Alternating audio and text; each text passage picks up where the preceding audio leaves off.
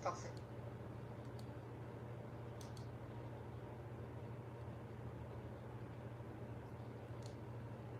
Hey, welcome to Socialism for All. This file is being recorded for the June 2022 edition of Socialism for All. It's an audiobook and discussion of On Strikes from 1899 by Lenin. If you like this video, please click like and subscribe, and consider supporting on Patreon at patreon.com/socialismforall. There's a link to Patreon in the video description. So, this text was written at the end of 1899, which is pretty early in Lenin's writing career. His first works appear in about 1893. It's prior to the founding of the Iskra newsletter. It's prior to the publication of What Is to Be Done. It's prior to the 1905 First Russian Revolution, so again, pretty early. It was first published in 1924 in the magazine Proletarskaya Revolutsiya number 8 and 9, published according to a manuscript copied by an unknown hand. The source is Lenin Collected Works, Progress Publishers, 1964, Moscow, Volume 4. Transcription and markup by R. Simbala and D. Walters. It's in the public domain at the Lenin Internet Archive within the Marxists Internet Archive, Marxists.org. Thanks as usual to MIA for hosting this file and thousands of other free Marxist texts. So let's get into the audiobook. In recent years, workers' strikes have become extremely frequent in Russia.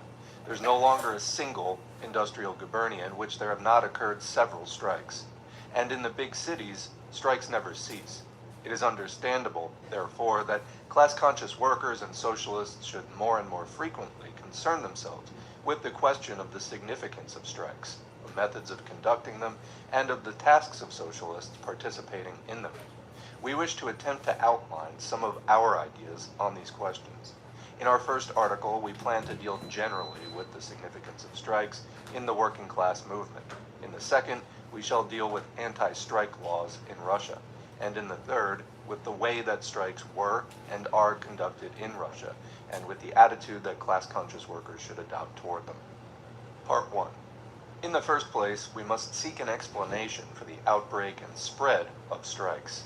Everyone who calls to mind strikes from personal experience, from reports of others, or from the newspapers, will immediately see that strikes break out and spread wherever big factories arise and grow in number.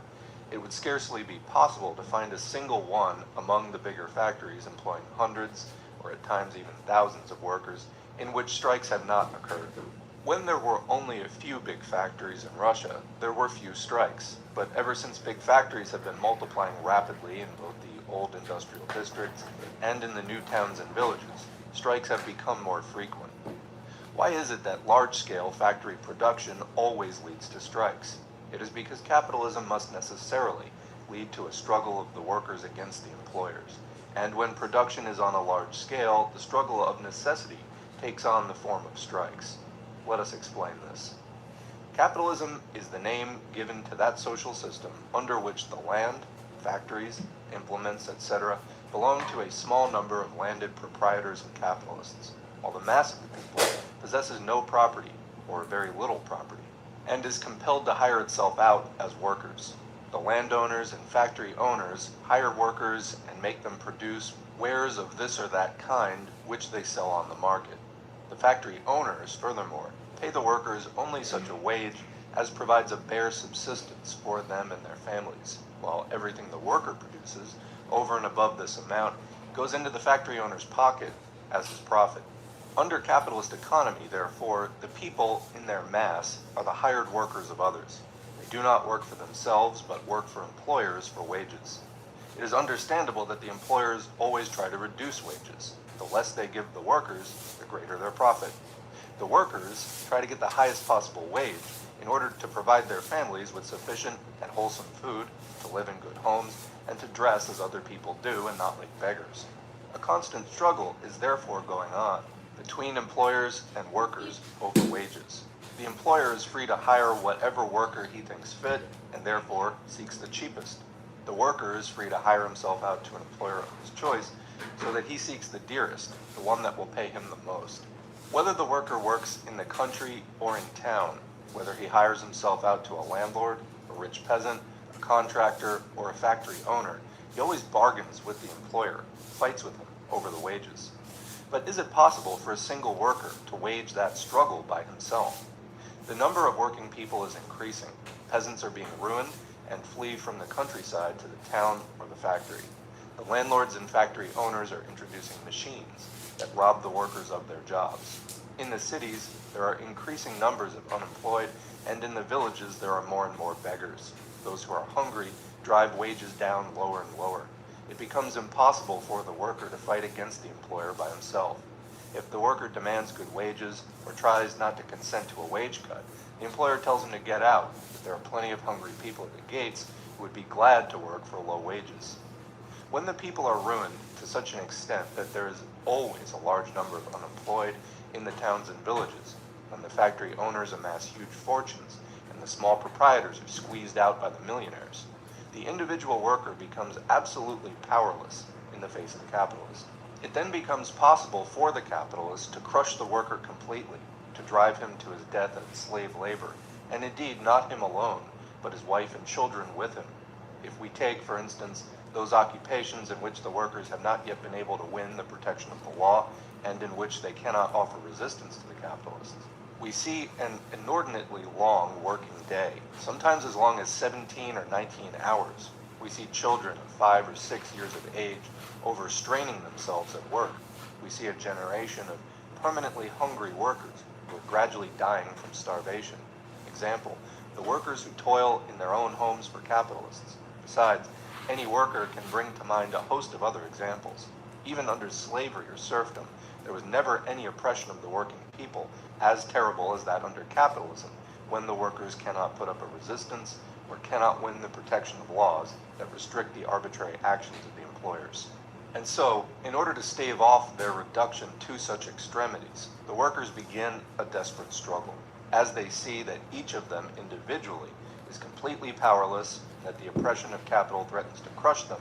The workers begin to revolt jointly against their employers. Worker strikes begin.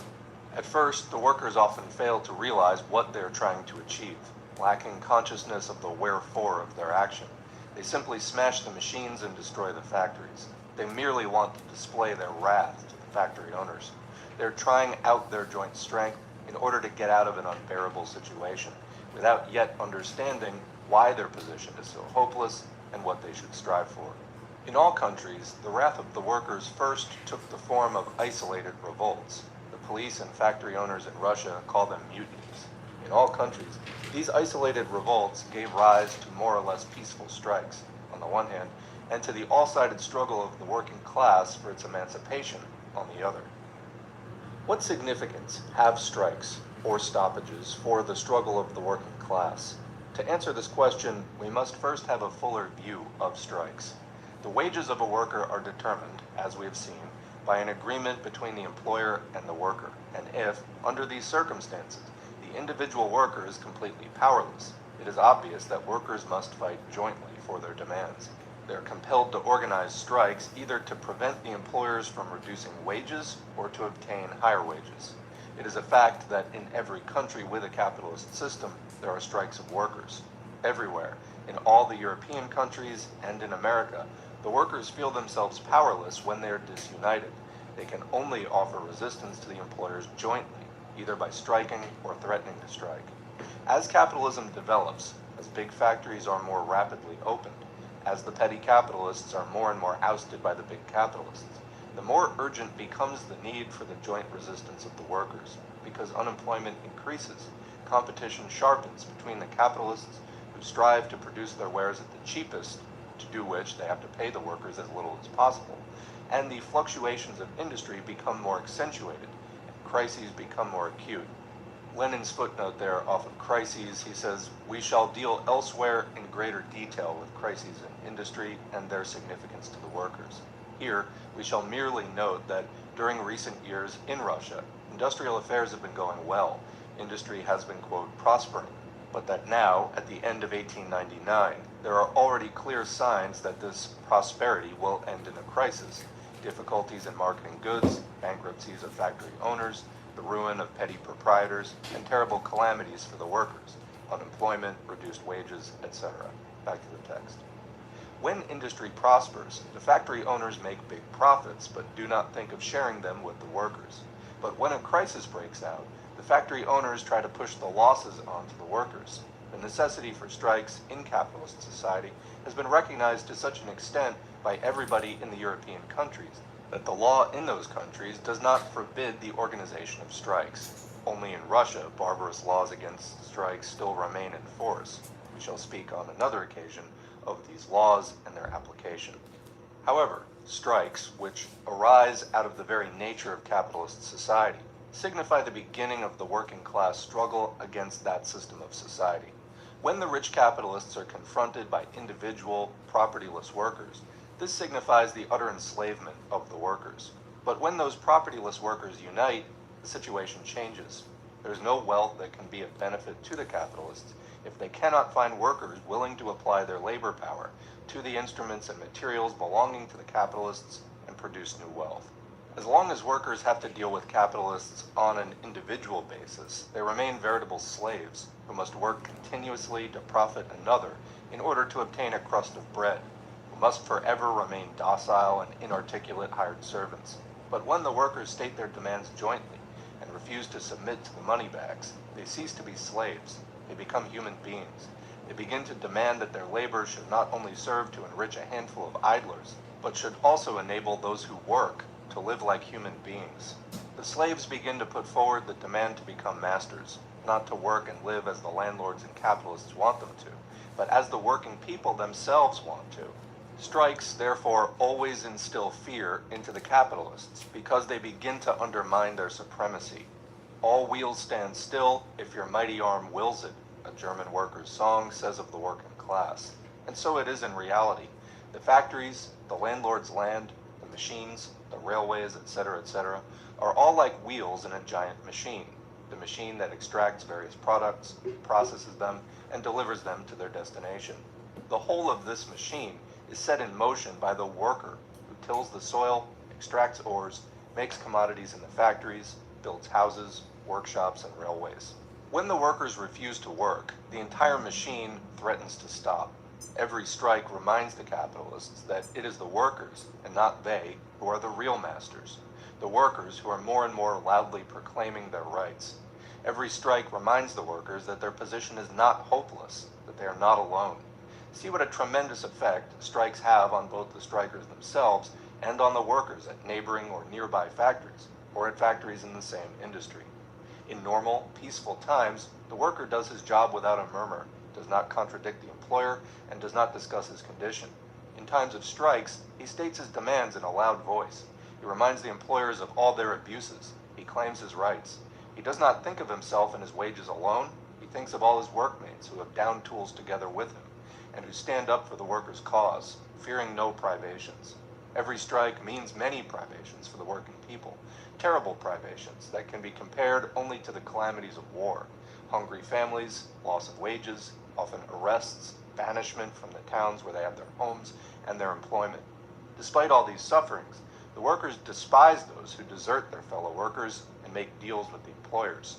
Despite all these sufferings brought on by strikes, the workers of neighboring factories gain renewed courage when they see that their comrades have engaged themselves in struggle. Quote, "People who endure so much to bend one single bourgeois will be able to break the power of the whole bourgeoisie," said one great teacher of socialism, Engels, when speaking of the strikes of the English workers. Footnote, that's from The Condition of the Working Class in England. It is often enough for one factory to strike for strikes to begin immediately in a large number of factories. What a great moral influence strikes have, how they affect workers who see that their comrades have ceased to be slaves and, if only for the time being, have become people on an equal footing with the rich. Every strike brings thoughts of socialism very forcibly to the worker's mind, thoughts of the struggle of the entire working class for emancipation from the oppression of capital. It has often happened that before a big strike, the workers of a certain factory or a certain branch of industry or a certain town hardly knew anything and scarcely ever thought about socialism. But after the strike, study circles and associations become much more widespread among them, and more workers become socialists. A strike teaches workers to understand what the strength of the employers and what the strength of the workers consists in. It teaches them not to think of their own employer alone, and not of their own immediate workmates alone, but of all the employers, the whole class of capitalists and the whole class of workers. When a factory owner who has amassed millions from the toil of several generations of workers refuses to grant a modest increase in wages, or even tries to reduce wages to a still lower level, and, if the workers offer resistance, throws thousands of hungry families out into the street, it becomes quite clear to the workers that the capitalist class as a whole is the enemy of the whole working class, and that the workers can depend only on themselves and their united action.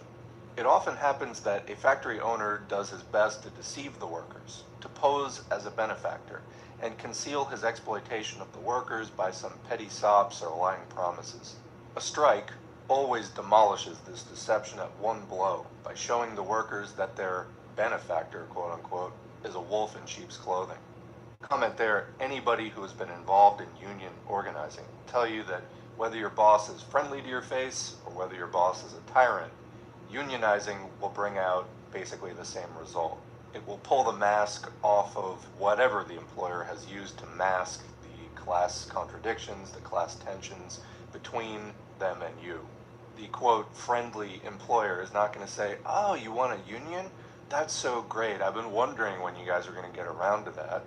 No, they're going to fight tooth and nail to protect their economic interests, their ability to exploit you. The only time where this ever wouldn't be the case, and it's the rare exception that proves the rule, is a half-hearted employer who was never really in it. Maybe they were actually a socialist at one time, and maybe they're interested in selling the business as a cooperative to the workers. Again, exceedingly rare circumstance. Continuing. A strike, moreover, opens the eyes of the workers to the nature not only of the capitalists, but of the government and the laws as well. Just as the factory owners try to pose as benefactors of the workers, the government officials and their lackeys try to assure the workers that the Tsar and the Tsarist government are equally solicitous of both the factory owners and the workers, as justice requires, right? Equality before the law. The worker does not know the laws. He has no contact with government officials, especially with those in the higher posts, and as a consequence, often believes all this. Then comes a strike. The public prosecutor, the factory inspector, the police, and frequently troops appear at the factory. The workers learn that they have violated the law. The employers are permitted by law to assemble and openly discuss ways of reducing workers' wages, but workers are declared criminals if they come to a joint agreement. Workers are driven out of their homes. The police close the shops from which the workers might obtain food on credit. An effort is made to incite the soldiers against the workers, even when the workers conduct themselves quietly and peacefully. Soldiers are even ordered to fire on the workers, and when they kill unarmed workers by shooting the fleeing crowd in the back, the Tsar himself sends the troops an expression of his gratitude. In this way, the Tsar thanked the troops who had killed striking workers in Yaroslavl in 1895. It becomes clear to every worker that the Tsarist government is his worst enemy, since it defends the capitalists and binds the workers hand and foot. The workers begin to understand that laws are made in the interests of the rich alone, that government officials protect those interests, that the working people are gagged and not allowed to make known their needs, that the working class must win for itself the right to strike, the right to publish workers' newspapers, the right to participate in a national assembly that enacts laws and supervises their fulfillment. The government itself knows full well that strikes open the eyes of the workers, and for this reason it has such a fear of strikes, and does everything to stop them as quickly as possible. One German minister of the Interior, one who was notorious for the persistent persecution of socialists and class-conscious workers, not without reason, stated before the people's representatives, quote, "Behind every strike lurks the hydra of revolution." That's a quote from von Puttkamer. Every strike strengthens and develops in the workers the understanding that the government is their enemy, and that the working class must prepare itself to struggle against the government for the people's rights. Strikes, therefore, teach the workers to unite. They show them that they can struggle against the capitalists only when they are united. Strikes teach the workers to think of the struggle of the whole working class against the whole class of factory owners and against the arbitrary police government. This is the reason that socialists call strikes a school of war. a school in which the workers learned to make war on their enemies for the liberation of the whole people, of all who labor, from the yoke of government officials and from the yoke of capital. A school of war, though, is not war itself. When strikes are widespread among the workers, some of the workers, including some socialists, begin to believe that the working class can confine itself to strikes, strike funds, or strike associations alone, that by strikes alone, the working class can achieve a considerable improvement in its conditions, or even its emancipation. When they see what power there is in a united working class, and even in small strikes, some think that the working class has only to organize a general strike throughout the whole country for the workers to get everything they want from the capitalists and the government. This idea was also expressed by the workers of other countries when the working class movement was in its early stages and when the workers were still very inexperienced. It is a mistaken idea. Strikes are one of the ways in which the working class struggles for its emancipation. They are not the only way. And if the workers do not turn their attention to other means of conducting the struggle, they will slow down the growth and the successes of the working class. It is true that funds are needed to maintain the workers during strikes if strikes are to be successful. Such workers' funds, usually funds of workers in separate branches of industry, separate trades or workshops, are maintained in all countries, but here in Russia this is especially difficult because the police keep track of them, seize the money, and arrest the workers. The workers, of course, are able to hide from the police. Naturally, the organization of such funds is valuable, and we do not want to advise workers against setting them up. But it must not be supposed that workers' funds, when prohibited by law, will still attract large numbers of contributors, and so long as the membership in such organizations is small, workers' funds will not prove of great use. Furthermore, even in those countries where workers' unions exist openly and have huge funds at their disposal, the working class can still not confine itself to strikes as a means of struggle.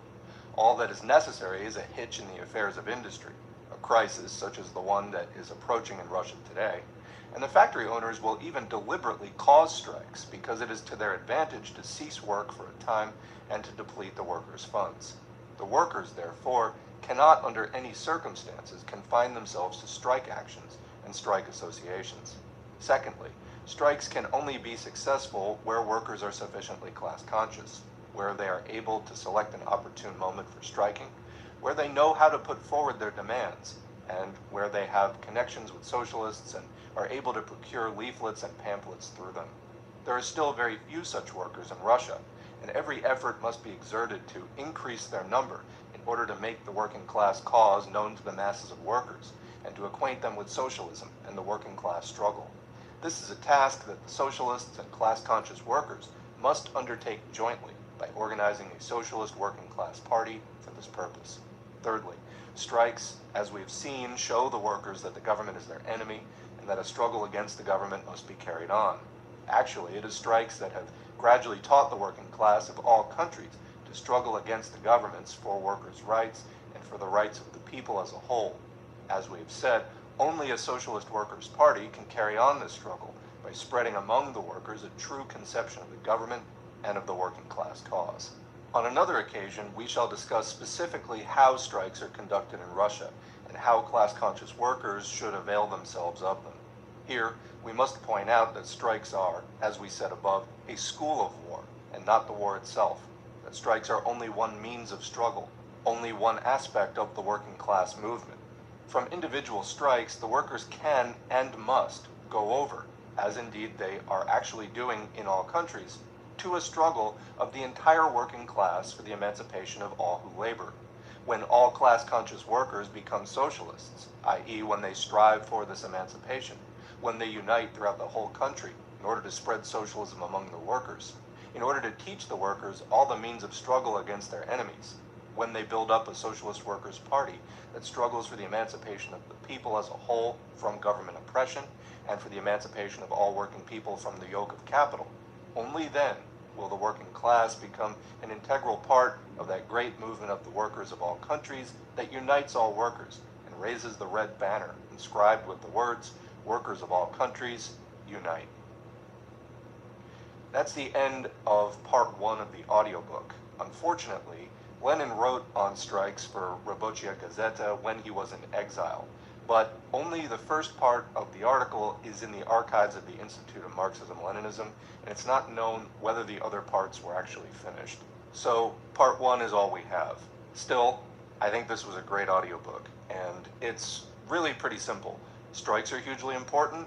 They're a natural development undertaken by working people as they realize their exploitation and start to explore ways to lash out against the capitalists in furtherance of their own working class interests, as working people realize that their strength is in numbers and in unity, unions you might say. And as this activity grows and grows, it's important for socialists to form a working class party that can propagate the ideology connecting this kind of struggle with the broader struggle for the whole emancipation of the working class, not just for better conditions and better pay, things like that, but for completely abolishing the exploitation at the root, the entire system of capitalism. So, what do you think? Leave a question or comment below. We'll continue the discussion in the comment section as always. Otherwise, thanks for listening, and thanks to the current patrons whose support helped to make this video possible. We don't run ads on this channel or do sponsorships. We're trying to keep the channel non-commercial, so that patron support is vital. If you'd like to get your name on the screen, head to patreon.com/socialismforall. You can sign up for as little as $2 a month or more, whatever you see fit. And while the recurring donations are very helpful for me to know how much time I'm going to be able to devote to this on a month-to-month basis, it doesn't have to be recurring. You can sign up for 10 or 20 bucks as a one-time thing and then cancel. It's up to you. But every donation is encouraging. They're also materially helpful, so I really appreciate that. Again, it's allowed me to spend a lot more time on this channel than I would have been able to do without that support. So again, much appreciated.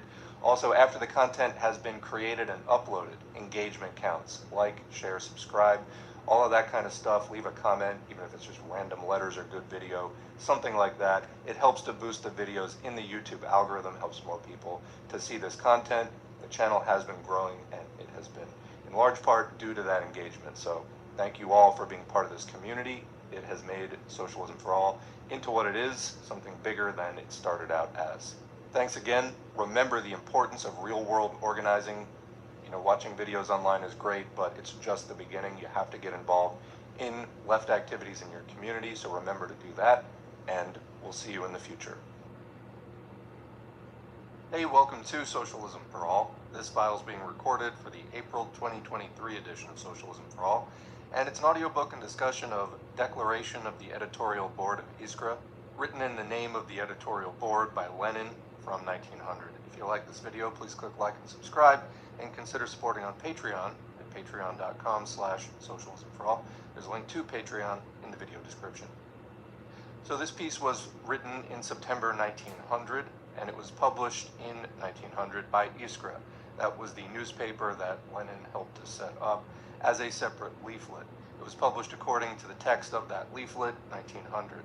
The sources: Lenin Collected Works, Progress Publishers, 1964, Moscow, Volume 4, pages 351 to 356. HTML transcription and markup were done by R. Simbala and D. Walters, and it's in the public domain at the Lenin Internet Archive within the Marxists Internet Archive, marxists.org. Thanks as usual to MIA for hosting this and thousands of other free Marxist texts. This piece is also found in a collection called Marxism and Revisionism, put out by the November 8 publishing house. That's actually where I stumbled across it, so thanks to them as well. Let's begin. In undertaking the publication of a political newspaper, Iskra, we consider it necessary to say a few words concerning the objects for which we are striving and the understanding we have of our tasks.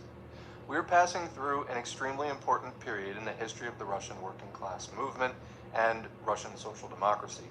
Comment, that was generally what they called Marxism back then. The past few years have been marked by an astonishingly rapid spread of social democratic ideas among our intelligentsia, and meeting this trend in social ideas is an independent movement of the industrial proletariat, which is beginning to unite and struggle against its oppressors and to strive eagerly towards socialism. Study circles of workers and social democratic intellectuals are springing up everywhere. Local agitation leaflets are being widely distributed. The demand for social democratic literature is increasing and is far outstripping the supply. And intensified government persecution is powerless to restrain the movement. The prisons and places of exile are filled to overflowing. Hardly a month goes by without our hearing of socialists caught in dragnets in all parts of Russia, of the capture of underground couriers, of the confiscation of literature and printing presses. But the movement is growing, it's spreading to ever wider regions. It's penetrating more and more deeply into the working class, and it's attracting public attention to an ever-increasing degree. The entire economic development of Russia and the history of social thought and of the revolutionary movement in Russia serve as a guarantee that the social democratic working class movement will grow and will, in the end, surmount all the obstacles that confront it. On the other hand, the principal feature of our movement, which has become particularly marked in recent times, is its state of disunity and its amateur character, if one may so express it. Local study circles spring up and function independently of one another and, what's particularly important, of circles that have functioned and still function in the same districts. Traditions are not established, and continuity is not maintained. Local publications fully reflect this disunity and the lack of contact with what Russian social democracy has already achieved. Such a state of disunity is not in keeping with the demands posed by the movement in its present strength and breadth, and it creates, in our opinion, a critical moment in its development. The need for consolidation and for a definite form and organization is felt with irresistible force in the movement itself. Yet among social democrats active in the practical field, this need for a transition to a higher form of the movement is not everywhere realized.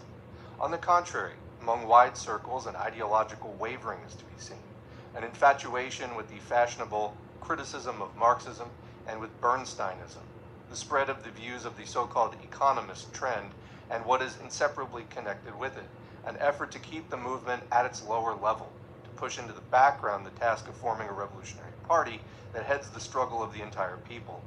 It is a fact that such an ideological wavering is to be observed among Russian social democrats. That narrow practicalism, detached from the theoretical clarification of the movement as a whole, threatens to divert the movement to a false path.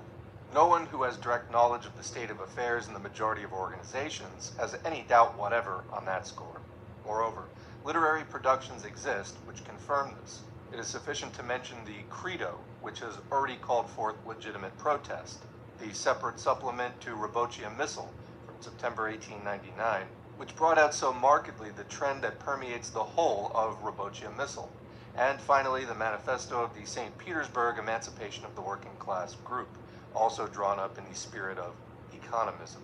So there's a footnote there. The self-emancipation of the working class group was a small circle of economists that came into being in St. Petersburg in the autumn of 1898 and existed for a few months only.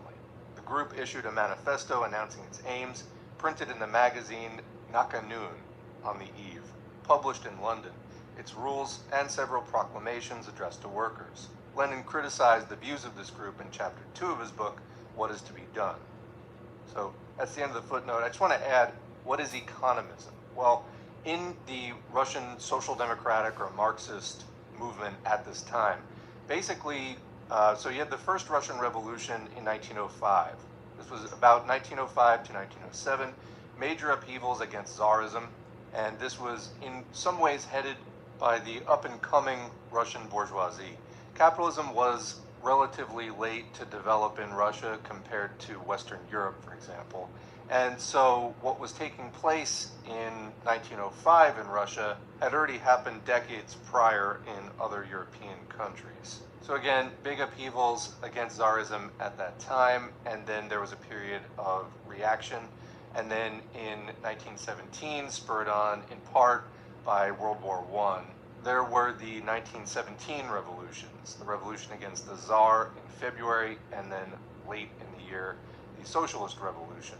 But across this, roughly 20-year period of the late 1890s to 1917, there were basically three revisionist movements that Lenin said, they happened at different times, but they were basically just different reincarnations of the same revisionist impulse. So first was economism, then Menshevism, then liquidationism. So anyway, economism around this time, and again, which is skewered and just really nailed down and dissected in What is to be Done, took the position that the working class, basically the most that could be expected of them was trade union consciousness. That is to say, an awareness that they could form labor unions and fight for better working conditions and other conditions related to their day-to-day lives, but that they were not the vanguard, and that basically revolutionary role should be left to the liberal bourgeoisie and the liberal intelligentsia, etc. Lenin was very much opposed to this and wrote about it often. Anyway, let's get back to the main text. And completely untrue are the assertions of Rabotchi Diallo to the effect that the credo merely represents the opinions of individuals, that the trend represented by Rabotchi Missile expresses merely the confusion of mind and the tactlessness of its editors, and not a special tendency in the progress of the Russian working class movement. Simultaneously with this, the works of authors whom the reading public has hitherto, with more or less reason, regarded as prominent representatives of, quote, legal Marxism, are increasingly revealing a change of views in a direction approximating that of bourgeois apologetics. As a result of all this, we have the confusion and anarchy which has enabled the ex-Marxist, or more precisely, the ex-socialist Bernstein, in recounting his successes to declare unchallenged in the press that the majority of social democrats active in Russia are his followers. We do not desire to exaggerate the gravity of the situation, but it would be immeasurably more harmful to close our eyes to it. For this reason, we heartily welcome the decision of the Emancipation of Labor Group to resume its literary activity and begin a systematic struggle against the attempts to distort and vulgarize social democracy. The following practical conclusion is to be drawn from the foregoing. We Russian Social Democrats must unite and direct all our efforts toward the formation of a strong party which must struggle under the single banner of revolutionary social democracy. This is precisely the task laid down by the Congress in 1898, at which the Russian Social Democratic Labor Party was formed and which published its manifesto.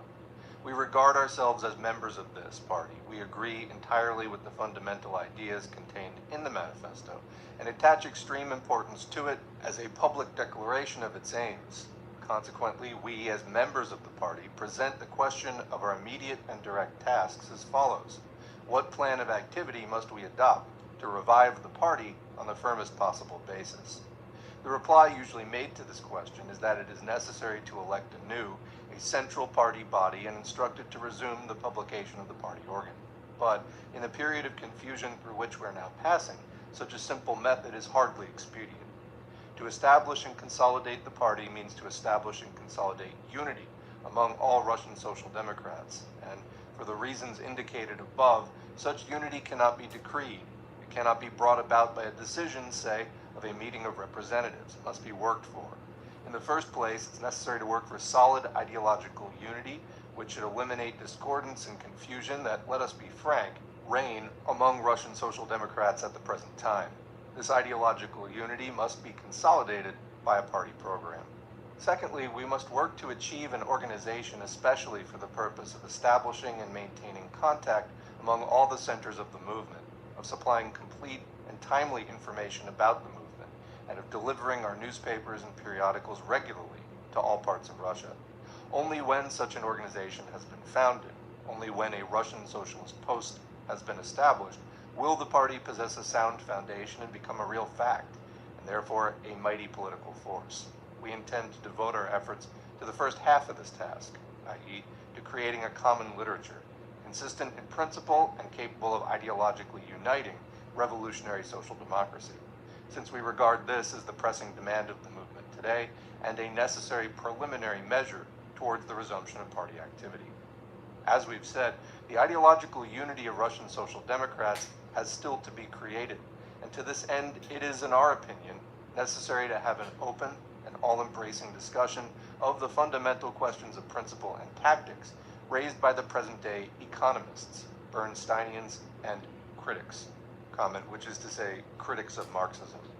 Before we can unite, and in order that we may unite, we must first of all draw firm and definite lines of demarcation. Otherwise, our unity will be purely fictitious. It will conceal the prevailing confusion and hinder its radical elimination. It is understandable, therefore, that we do not intend to make our publication a mere storehouse of various views. On the contrary, We shall conduct it in the spirit of a strictly defined tendency. This tendency can be expressed by the word Marxism. There's hardly need to add that we stand for the consistent development of the ideas of Marx and Engels, and emphatically reject the equivocating, vague, and opportunist, quote, corrections of Marx, for which Edward Bernstein, P. Struve, and many others have set the fashion. But although we shall discuss all questions from our own definite point of view, we shall give space in our columns to polemics between comrades. Open polemics, conducted in full view of all Russian social democrats and class-conscious workers, are necessary and desirable in order to clarify the depth of existing differences, in order to afford discussion of disputed questions from all angles, in order to combat the extremes into which representatives, not only of various views, but even of various localities or various specialties of the revolutionary movement, inevitably fall. Indeed, as noted above, we regard as one of the drawbacks of the present-day movement the absence of open polemics between avowedly differing views, the effort to conceal differences on fundamental questions.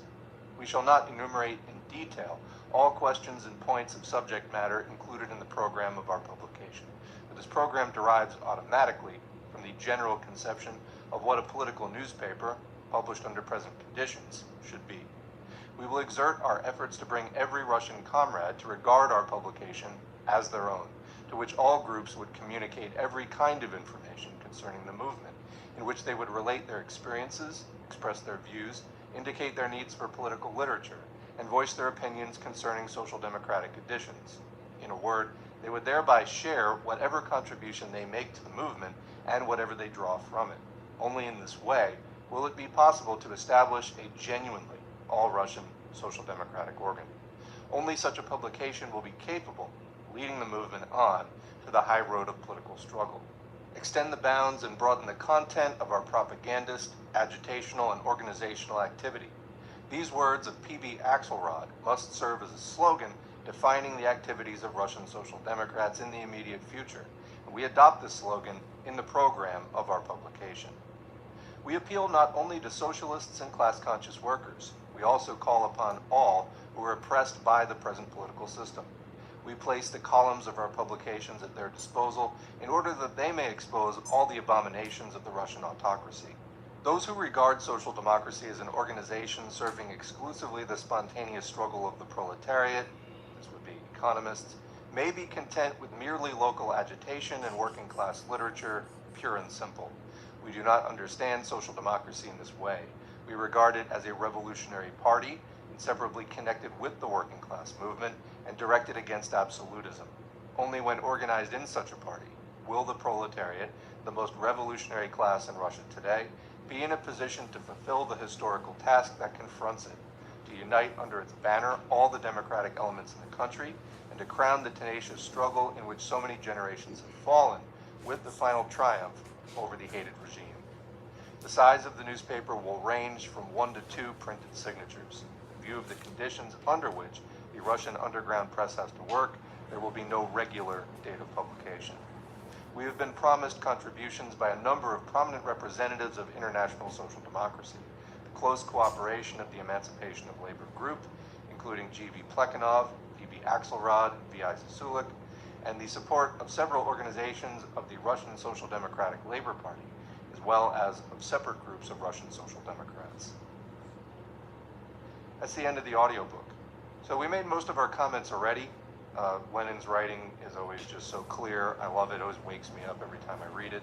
I just want to add, if you're interested in the history of Iskra, the newspaper, the Spark, Lenin did another text from this year, I believe 1900, maybe it was 1901, called How the Spark Was Almost Extinguished. We have that up on the channel.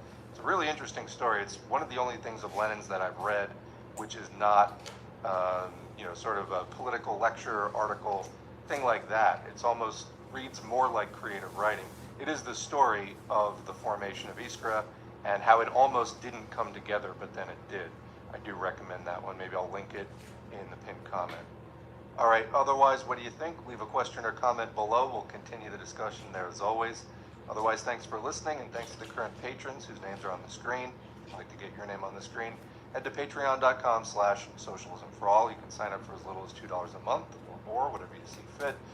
Every donation helps and is encouraging as well. I would make some kind of content even if nobody supported, but all of the support allows me to spend a lot more time on this than I'd be able to do without that support. So I really appreciate it. We're able to do regular weekly live streams now, plus audiobooks.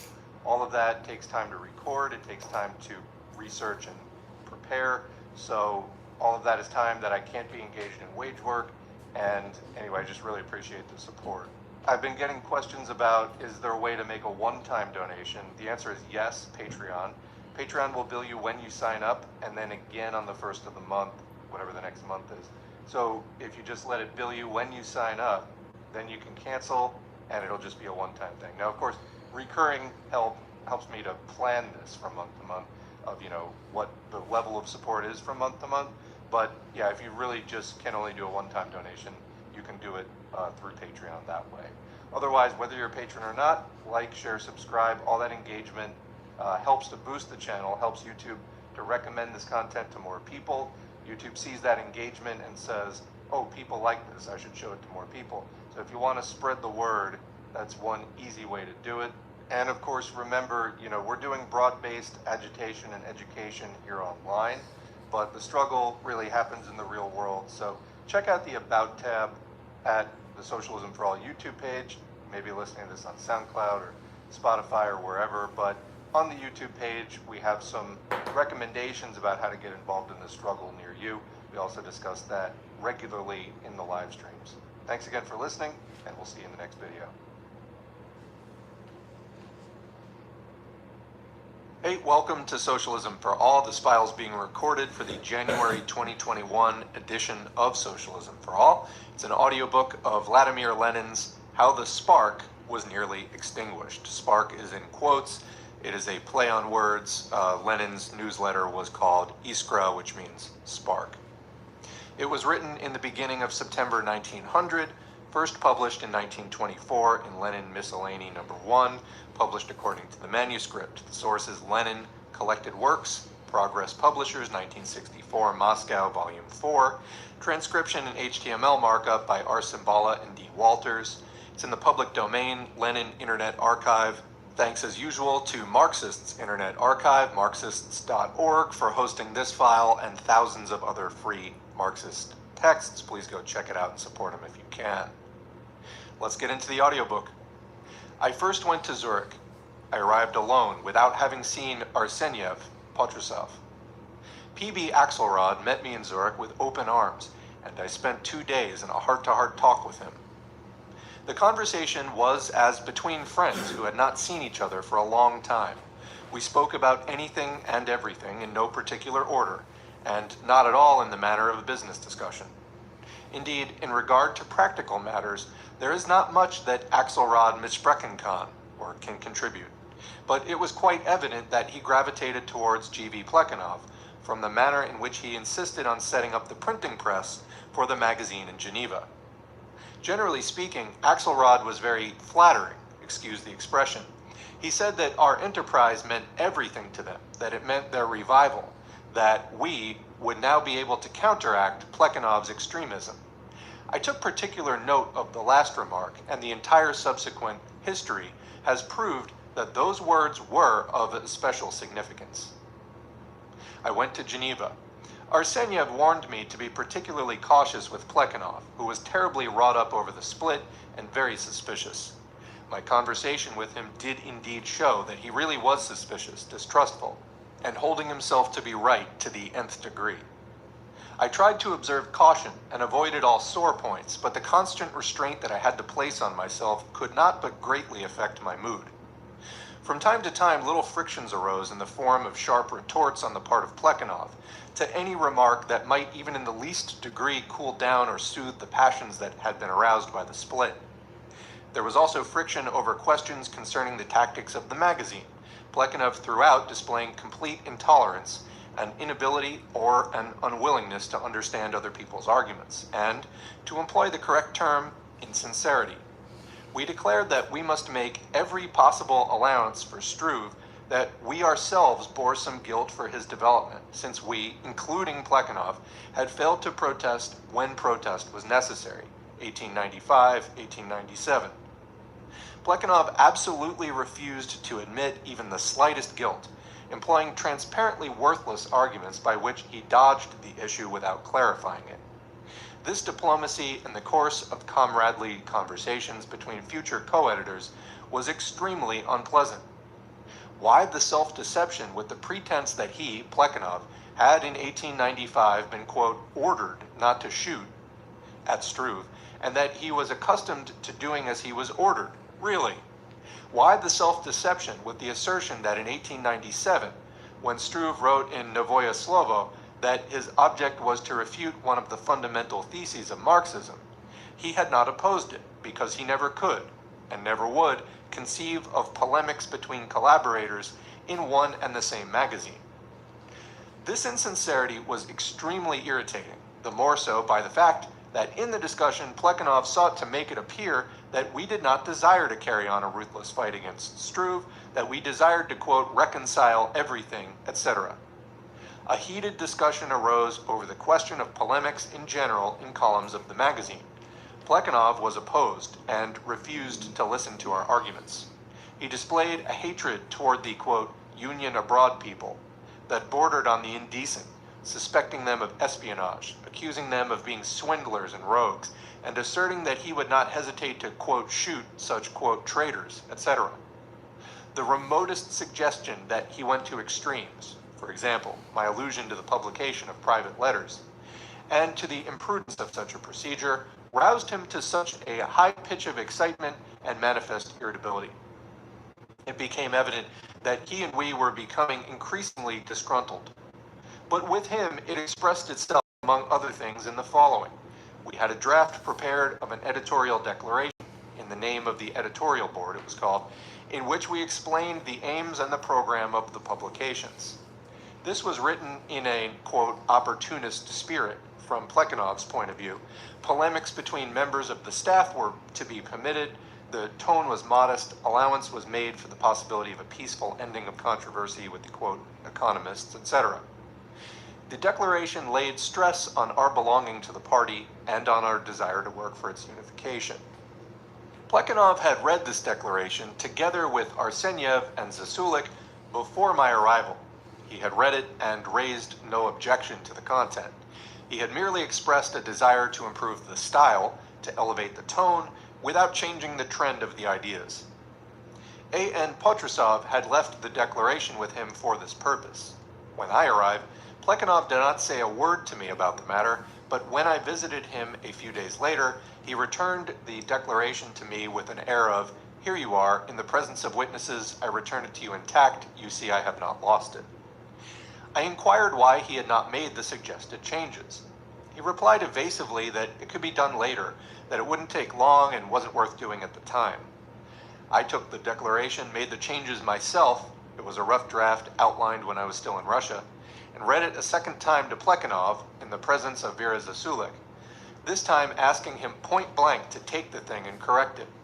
Again, he resorted to evasions and turned the job over to Vera Zasulik, who was sitting beside him, an altogether strange suggestion since we had never requested her to work on the statement, besides which she could not have made the corrections, i.e. have, quote, elevated the tone and given the declaration the character of a manifesto.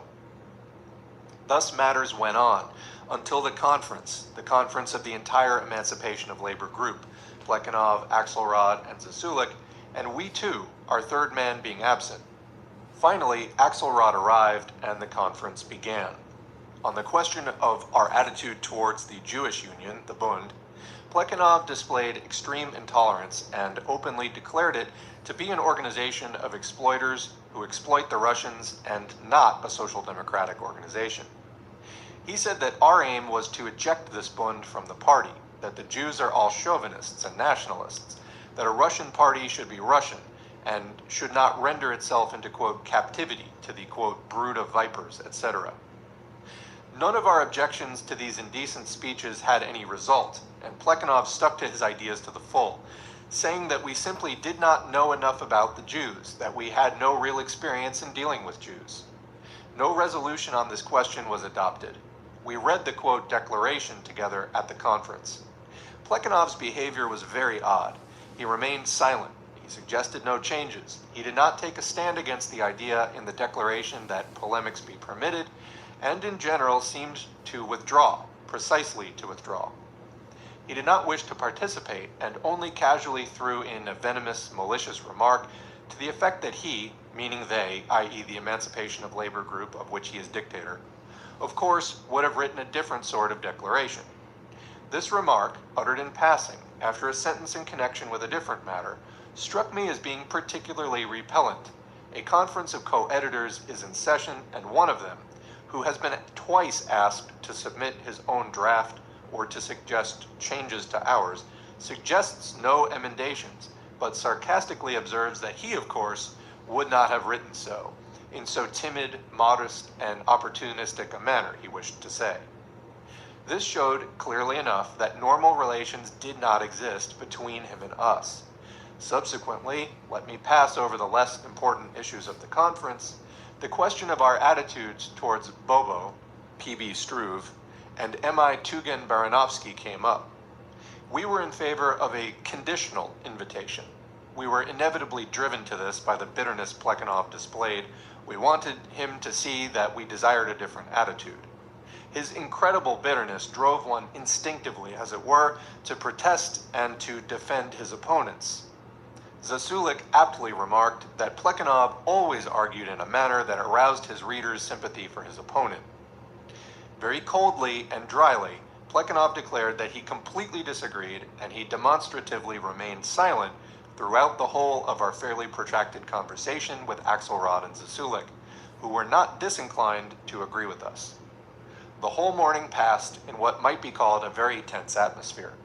It became clear beyond doubt that Plekhanov was presenting an ultimatum to us, to choose between him and those, quote, rogues.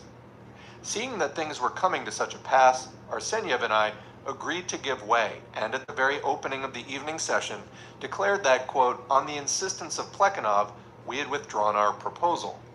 This declaration met with silence, as if it were a matter of course that we could do nothing else but give way. This, quote, ultimatum atmosphere, as Arsenyev later described it, greatly irritated us. Plekhanov's desire to have unlimited power was obvious. A little before that, in a private conversation about Bobo, when Plekhanov, Arsenyev, Zasulik, and I were taking an evening walk in the woods, Plekhanov, after a heated discussion, said, laying his hand on my shoulders, "But gentlemen, I am not putting any conditions. We shall discuss all this together at the conference, and together we will decide." I was touched by this at the time, but at the conference the very opposite happened. Plekhanov stood aside from the comradely discussion, maintained an angry silence, and by his silence obviously, quote, put conditions. To me, it seemed to be a sharp display of insincerity, although I did not at the moment formulate my impressions so clearly, while Arsenyev declared outright, quote, I will never forgive him this concession. Saturday came. I do not remember exactly what we spoke about that day, but in the evening, when we were all walking together, a fresh conflict flared up. Plekhanov proposed that a certain person, as yet unpublished in our literature, but in whom he claims to see philosophical talent, the person is unknown to me except for a blind worship of Plekhanov, be assigned the writing of an article on a philosophical subject. Plekhanov went on to say, quote, I shall advise the person to begin the article with a remark against Kautsky somewhat as follows. A fine fellow indeed, has already become a critic and publishes philosophic articles by critics in Neue Zeit, but does not give full scope to Marxists. Read Plekhanov, unquote. Arsenyev, on hearing the proposal for a sharp attack upon Kautsky, who had been invited to contribute to the magazine, became indignant and heatedly opposed it on the grounds that it was uncalled for. Plekhanov became puffed up and irate. I seconded Arsenyev, Axelrod, and Zasulik remained silent. Half an hour later, Plekhanov departed. We had accompanied him to the steamer. In the final moments he had sat in silence, his brow black as a cloud. As soon as he left us, we felt as though a weight had been lifted from us all, and the discussion proceeded in a, quote, friendly spirit. The next day, Sunday, today is September 2, Sunday, it happened only a week ago, but to me it seems a year, how remote the thing has become. We arranged to meet, not in our cottage, but at Plekhanov's. We came to the place, Arsenyev arriving first, I later. Plekhanov had sent Axelrod and Zasulik to inform Arsenyev that he declined to be co-editor, desiring to be just a contributor. Axelrod left, and Zasulik, quite put out and confused, murmured to Arsenyev, "George is displeased. He declines." I entered. The door was opened for me by Plekhanov, who offered me his hand with a rather queer smile, and then walked out. I stepped into the room and found Zasulik and Arsenyev sitting there, their faces wearing a strange expression. "Well, ladies and gentlemen," said I, "how goes it?" Plekhanov entered and invited us into his room. There he stated that it would be better if he were a contributor, an ordinary contributor, for otherwise there would be continual friction, that evidently his views on things differed from ours, that he understood and respected our party point of view, but could not share it. Better, therefore, that we be the editors and he be a contributor. We were amazed to hear this, positively amazed, and began to argue against the idea. Thereupon Plekhanov said, "Well, if we are to be together, how shall we vote? How many votes are there?" 6. 6 is not a practical number. "All right, well, let George have 2 votes, suggested Zasulik. "Otherwise he will always be alone. 2 votes on questions of tactics." We agreed to that. Upon that, Plekhanov took the reins of management in his hands, and with the air of editor-in-chief began apportioning departments among those present, and assigning articles to this one and that in a tone that brooked no objection. We sat there as if we had been ducked. Mechanically, we agreed to everything, unable as yet to comprehend what had taken place. We realized that we had been made fools of, that our remarks were becoming more and more halting, that Plekhanov waved them aside, not refuting them, but waving them aside, more and more easily and carelessly, and that the, quote, new system was de facto tantamount to his complete domination, and that Plekhanov understood this perfectly, not hesitating to domineer over us without ceremony. We realized that we had been fooled and utterly defeated, but were as yet unable to get a full grasp of our position.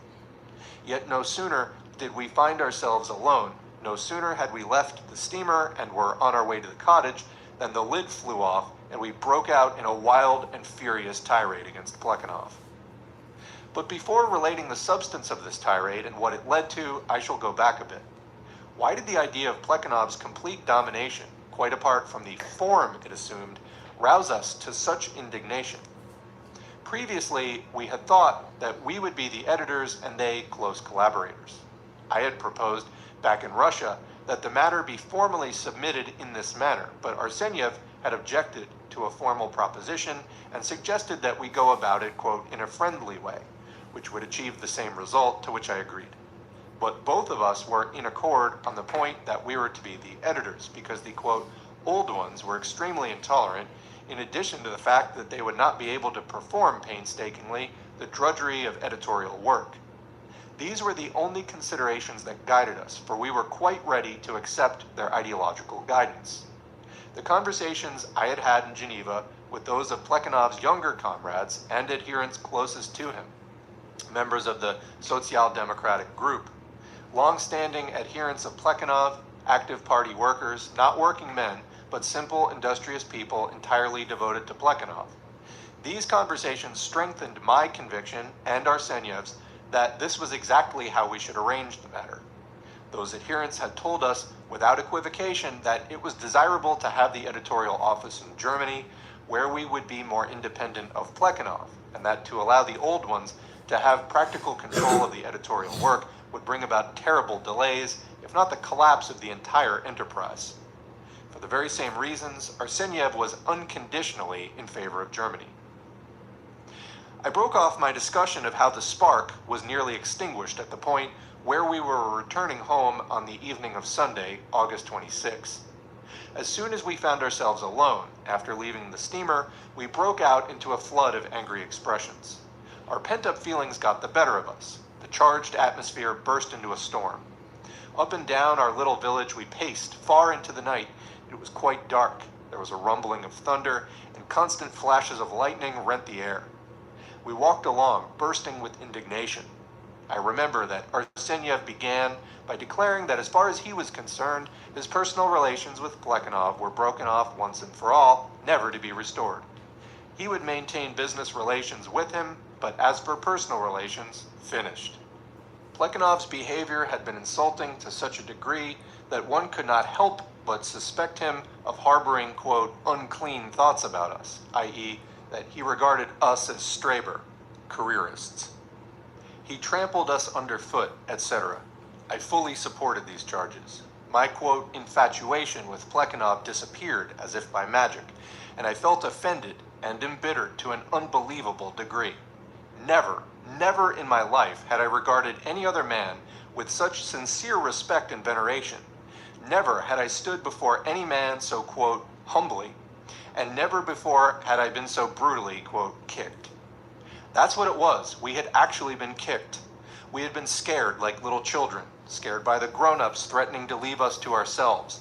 And when we funked, the shame of it, we were brushed aside with an incredible unceremoniousness.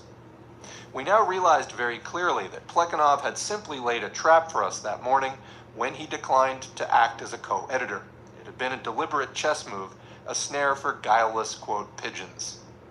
There could be no doubt whatever about that, for had Plekhanov secretly feared to act as a co-editor because he would be a stumbling block and might rouse useless friction between us, he would not a moment later have revealed, and brutally revealed, the fact that his co-editorship was absolutely the equivalent of his sole editorship.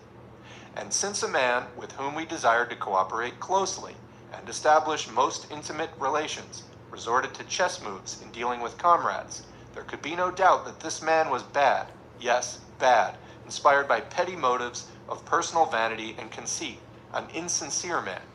This discovery, and it was indeed a discovery, struck us like a thunderbolt, for up to that moment both of us had stood in admiration of Plekhanov, and, as we do with a loved one, we had forgiven him everything. We had closed our eyes to all his shortcomings. We had tried hard to persuade ourselves that those shortcomings were really non-existent, that they were petty things that bothered only people who had no proper regard for principles. Yet we ourselves had been taught practically that those, quote, petty shortcomings were capable of repelling the most devoted friends, that no appreciation of his theoretical correctness could make us forget his repelling traits. Our indignation knew no bounds. Our ideal had been destroyed. Gloatingly, we trampled it underfoot like a dethroned god. There were no end to the charges we hurled against him. It cannot go on like this, we decided.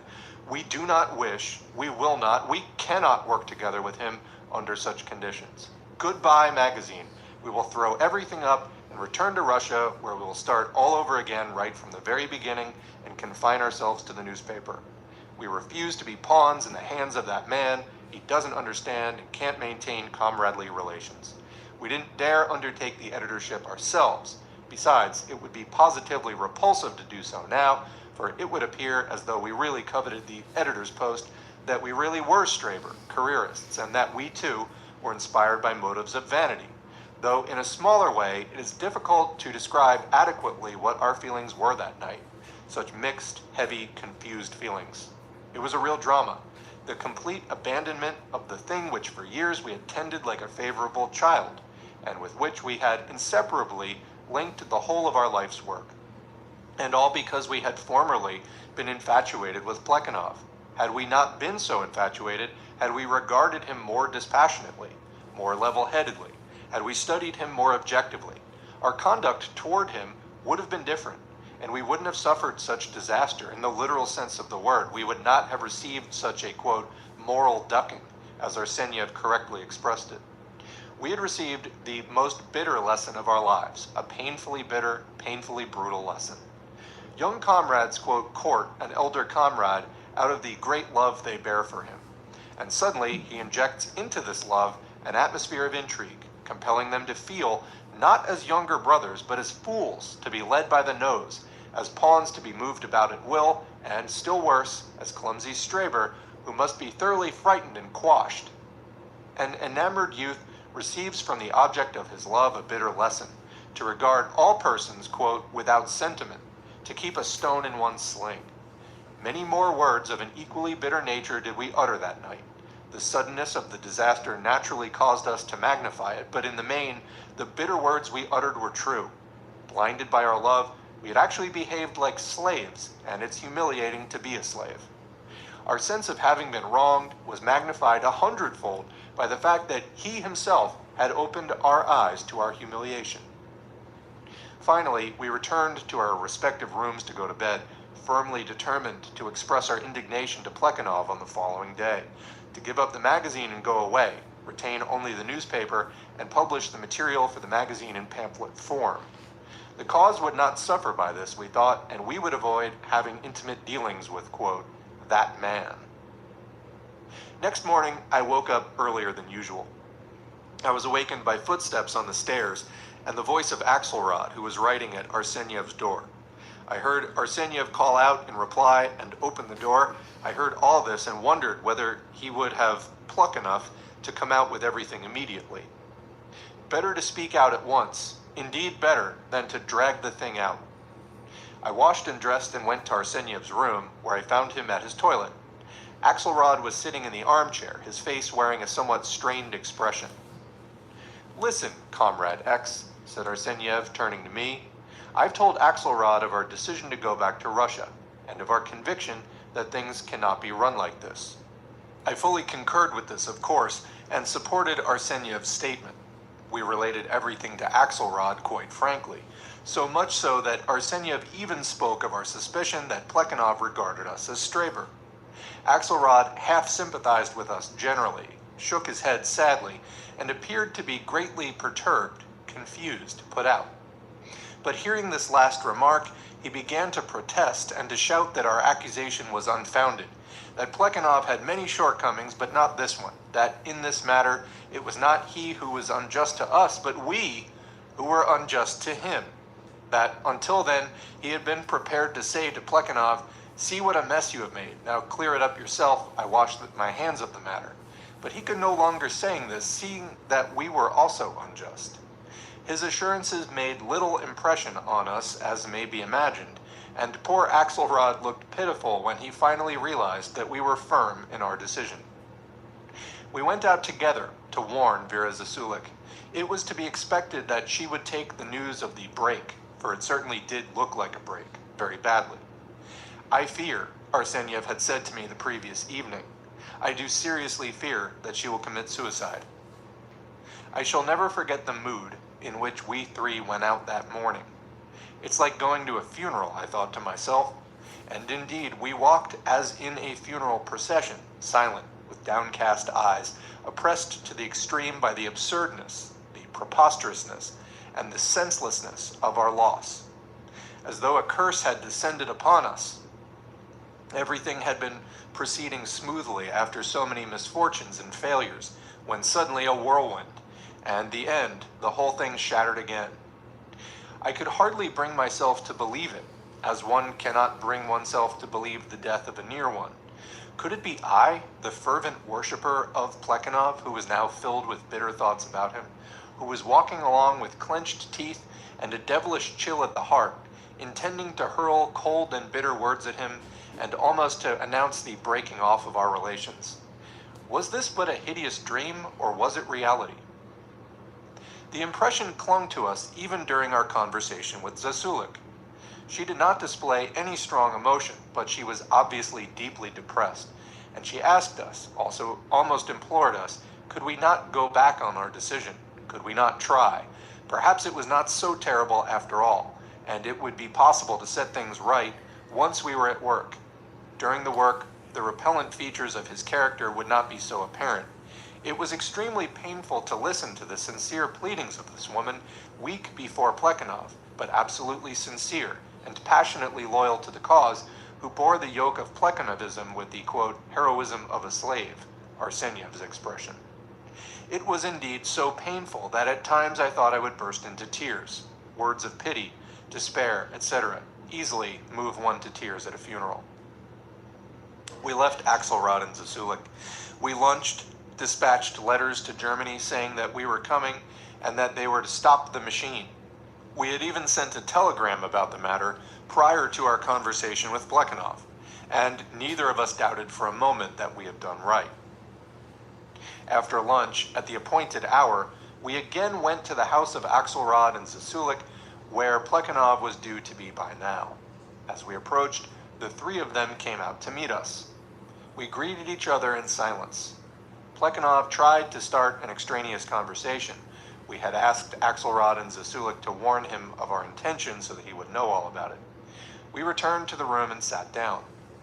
Arsenyev began to speak, dryly, briefly, and with restraint.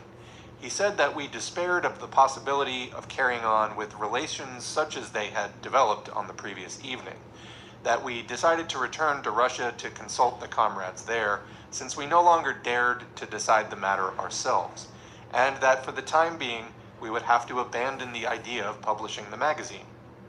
Plekhanov was very calm and restrained, and apparently had complete command of himself. He didn't show a trace of the nervousness betrayed by Axelrod and Zasulik. He had been in bigger battles than this, we thought to ourselves, gazing at him in fury. He inquired what it was all about. "We are in an atmosphere of ultimatums," replied Arsenyev, and he expounded the idea at greater length. "Were you afraid that after the first issue I would go on strike before we got out the second?" asked Plekhanov aggressively. He thought we would not dare to say a thing like that. But I too was calm and cool, and I replied, "Is that very much different from what Arsenyev said? Isn't that what he said?" Plekhanov seemed to bristle under the words. He had not expected such a dry tone and direct accusation. "Well, if you have decided to leave, what is there to discuss?" he said. "I have nothing to say. My position is a very curious one. All you do is talk of impressions and nothing else. You have the impression that I'm a bad man. I can't help that." "We may be to blame," I said, desiring to turn the conversation away from this impossible subject, "for having rushed across in this headlong manner without first sounding the ford." "Not at all," replied Plekhanov. "To speak quite frankly, you are to blame. Perhaps Arsenyev's state of nervousness may have had something to do with it, for attaching too much importance to impressions to which no importance whatever should have been attached." After a moment's silence, we said that we could confine ourselves to publishing pamphlets for the time being. Plekhanov angrily retorted, "I haven't thought about pamphlets, and I'm not thinking about them. Don't count on me. I shall not sit idle with my arms folded if you go away. I may take up some other enterprise before you return." Nothing so much lowered Plekhanov in my eyes as this statement, when later I recalled it and turned it over in my mind. This was such a crude threat and such a badly calculated attempt to intimidate us that it simply finished Plekhanov as far as we were concerned and exposed his policy towards us. Give them a good scare and that will suffice. But we didn't pay the slightest attention to his threat. I simply pressed my lips tight in silence. Very well. If this is how you would have it, then if it's war, the way of war it is. But you must be a fool if you cannot see that we have changed, that we have undergone a transformation overnight. Perceiving that his threats were ineffective, Plekhanov tried another maneuver, for what else can it be called, when a few moments later he stated that the break with us would spell for him complete abandonment of political activity, that he would give up political work and devote himself to science, to purely scientific literature, for if he could not work with us, it meant that he would not be able to work with anybody. Having found threats to be unavailing, he tried flattery, but coming as that did after threats, it could only produce a feeling of revulsion. The conversation was very brief, and nothing came of it. Seeing this, Plekhanov switched the conversation to Russian atrocities in China, but he was almost the only one who spoke, and very soon we parted company.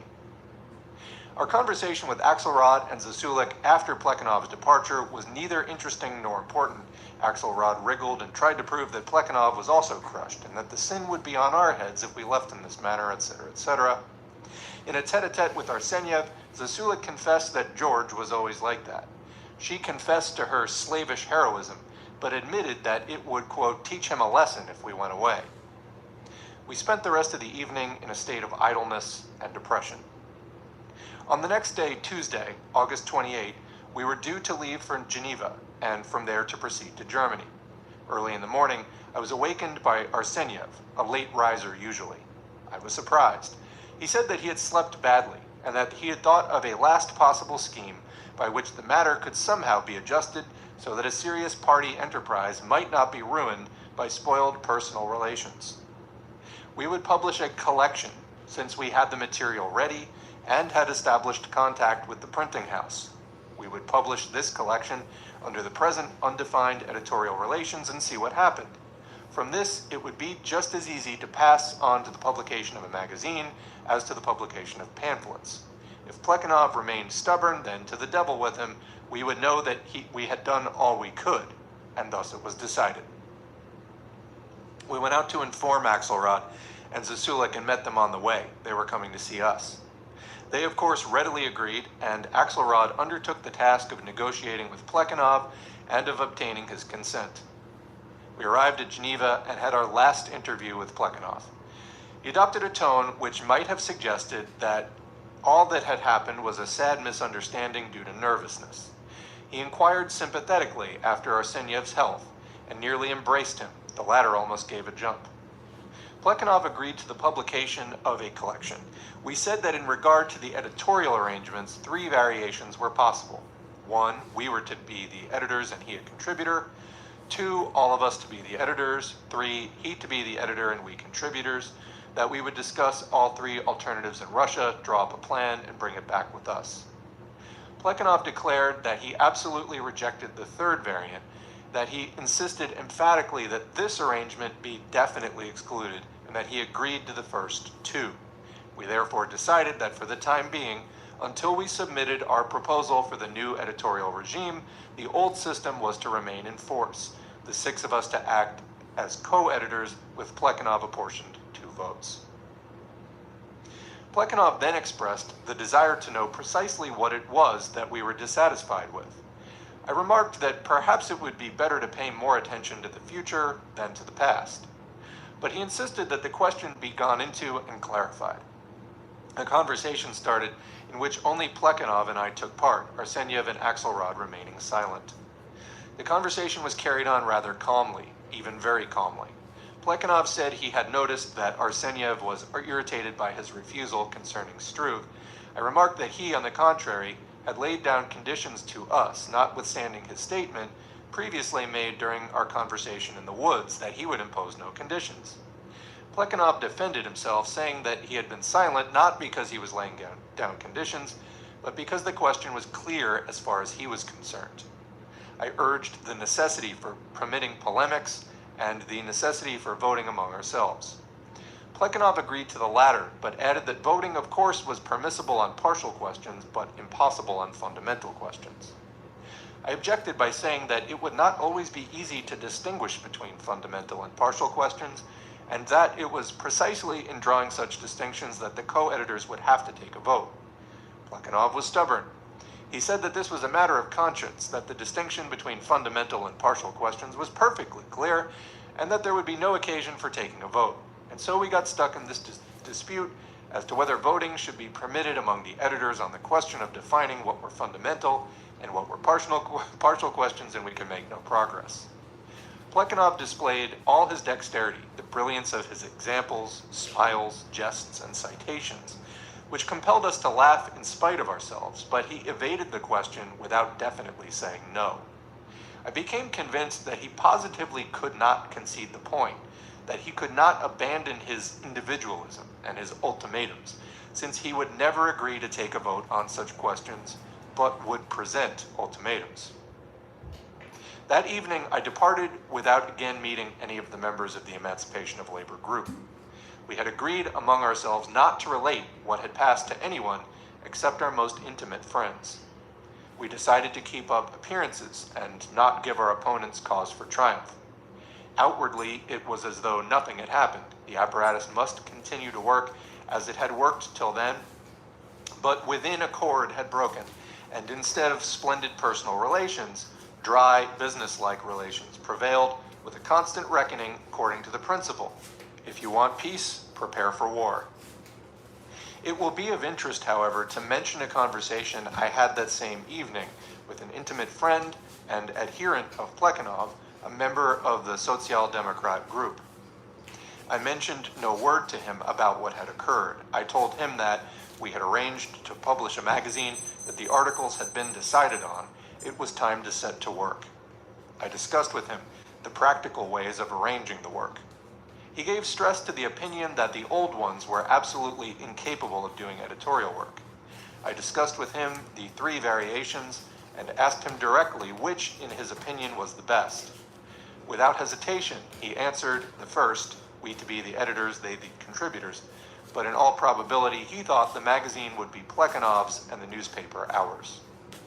As the affair became more and more remote, we began to think of it more calmly and became convinced that it was entirely unreasonable to give up the enterprise, that we had, for the time being, no ground for fearing to undertake the editorship of the collection, but that indeed it was necessary for us to undertake it, for there was absolutely no other way of making the apparatus work properly, and of preventing the project from being ruined by the disruptive propensities of Plekhanov. By the time we arrived at N on September 4 or 5, we had drawn up the plan of the formal relations between us. I had begun to write it en route on the train. That plan made us the editors and them the contributors, with the right to vote on all editorial questions. It was decided to discuss this plan with Yegor Martov and then to submit it to them. Hopes were beginning to rise that the spark would be rekindled. And that's the end of the audiobook and the story of a lot of drama behind the scenes trying to get this magazine off the ground. So there's a few notes here at the end. So the first note is that the split in the Union of Russian Social Democrats Abroad, referred to in this passage, occurred at the Second Congress of the Union in April 1900. At the First Congress of the RSDLP, the Union was recognized as the representative of the party abroad. The majority of its members, however, adopted the economist position, on account of which the Emancipation of Labor Group and their supporters left the Congress, broke off relations with the Union, and formed an independent organization of Russian Social Democrats abroad under the name of the Russian Revolutionary Organization, Social Democrat. And worth noting here, Social Democrat at this time basically meant communist, meant socialist. It's not like Social Democrat like we use it today. Another note, by saying that he had been, quote, ordered not, quote, to shoot at P.B. Struve in 1895, in this case, he's hinting at A.N. Patrusov, G.V. Plekhanov was trying to justify his conciliatory attitude toward the revisionist position of the, quote, legal Marxists. Lenin considered Plekhanov's behavior to be incorrect because he not only failed to criticize the bourgeois liberal views of Struve, but took the latter under his protection. Another note, when Lenin refers in the text to polemics between collaborators, he's apparently referring to Struve's article, again on free will and necessity, which was published in 1897 in issue number 8 of the magazine Novoye Slovo, or the New Word. In this article, Struve declared himself openly against the Marxist theory of the proletarian revolution. On June 27, 1899, Lenin wrote to Patrusov, "One thing I don't understand, how could Kamensky, or Plekhanov, leave unanswered the articles by Struve and Bulgakov against Engels and Novoye Slovo? Can you explain this to me?" Two more notes here. The first is that there's a passage in the text where Lenin alludes to the publication of private letters. This passage refers to Vademicum, a collection of articles and documents for the Robochye Dielo editorial board, 1900, in which Plekhanov published, among other documents, 3 private letters from Z.M. Kopelson of the Bond and from an economist leader, Y.D. Kuskova. Lastly, there's a reference to our third man when Lenin says that matters went on until the conference, Plekhanov, Axelrod, Zasulik, and we two, our third man, being absent. This was L. Martov, Y.O. Zaderbaum, who was in the south of Russia at the time that Lenin and Patrusov conducted their negotiations with the Emancipation of Labor Group. He didn't go abroad until March 1901. All right, those are the end of the notes. I don't have any further comments. What did you think? Leave a comment below. And that's the video. Thanks to our current patrons whose names are on the screen. If you'd like to get your name on the screen or just support us financially, you can go to patreon.com/socialismforall and sign up for a monthly donation. You can also follow us at facebook.com/socialism4all. Used to have a page at FOR all, and it got throttled to death by Zuck. Here on YouTube, please click the like button, subscribe button, and the notifications bell. Please leave a comment if you can, and please share our video wherever you're online, your Twitter feed, your Discord servers, Reddit subs, etc. All of that helps more people to see this content, whether it's in the YouTube algorithm or just posting it on other sites. All of that's helpful. All of you out there supporting and promoting this content makes it all go that much more smoothly. We need to end capitalism, normalize talking about socialism today, and it's really kind of our only hope for a better tomorrow. Thanks for all you do, and we will catch you in the next video. Hey, welcome to Socialism for All. This is being recorded for the January 2021 edition of Socialism for All, and this is an audiobook of The Urgent Tasks of Our Movement, 1900, by Vladimir Lenin. This was written early in November 1900, published in December 1900 in Iskra number 1, published according to the Iskra text. Transcription and markup was done by R. Simbala and D. Walters. This is in the public domain, Lenin Internet Archive 2003. Thanks, as usual, to Marxists Internet Archive, marxists.org, for hosting this file. And let's get into the audiobook. Russian social democracy has repeatedly declared the immediate political task of a Russian working class party to be the overthrow of the autocracy, the achievement of political liberty. This was enunciated over 15 years ago by the representatives of Russian social democracy, the members of the Emancipation of Labor group. It was affirmed 2.5 years ago by the representatives of the Russian social democratic organizations that, in the spring of 1898, founded the Russian Social Democratic Labor Party. Despite these repeated declarations, however, the question of the political tasks of social democracy in Russia is prominent again today. Many representatives of our movement express doubt as to the correctness of the above-mentioned solution of the question.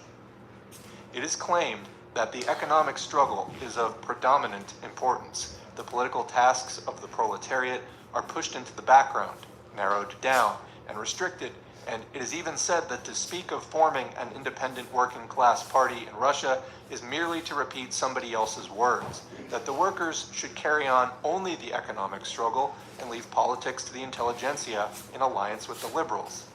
The latest profession of the new faith, the notorious Credo, amounts to a declaration that the Russian proletariat has not yet come of age, and to a complete rejection of the social democratic program. Rабочая Мысль, particularly in its separate supplement, takes practically the same attitude. Russian social democracy is passing through a period of vacillation and doubt bordering on self-negation. On the one hand, the working class movement is being sundered from socialism. The workers are being helped to carry on the economic struggle, but nothing, or next to nothing, is done to explain to them the socialist aims and the political tasks of the movement as a whole. On the other hand, socialism is being sundered from the labor movement. Russian socialists are again beginning to talk more and more about the struggle against the government having to be carried on entirely by the intelligentsia, because the workers confine themselves to the economic struggle. In our opinion, the ground has been prepared for this sad state of affairs by 3 circumstances. First, in their early activity, Russian Social Democrats restricted themselves merely to work in propaganda circles. When we took up agitation among the masses, we were not always able to restrain ourselves from going to the other extreme. Secondly, in our early activity, we often had to struggle for our right to existence against the Narodnaya Volya adherents, who understood by politics an activity isolated from the working class movement, and who reduced politics purely to conspiratorial struggle. In rejecting this sort of politics, the Social Democrats went to the extreme of pushing politics entirely into the background.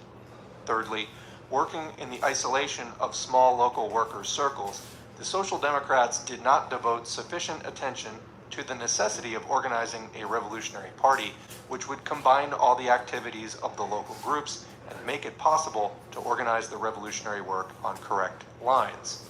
the predominance of isolated work is naturally connected with the predominance of the economic struggle. These circumstances resulted in concentration on one side of the movement only.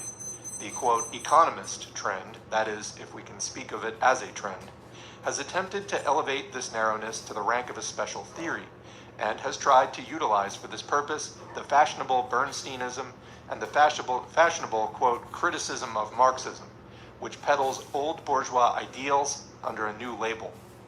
These attempts alone have given rise to the danger of a weakening of connection between the working class movement and Russian social democracy, the vanguard in the struggle for political liberty. The most urgent task of our movement is to strengthen this connection. Social democracy is the combination of the working class movement and socialism. Its task is not to serve the working class movement passively at each of its separate stages, but to represent the interests of the movement as a whole, to point out to this movement its ultimate aim and its political tasks, and to safeguard its political and ideological independence.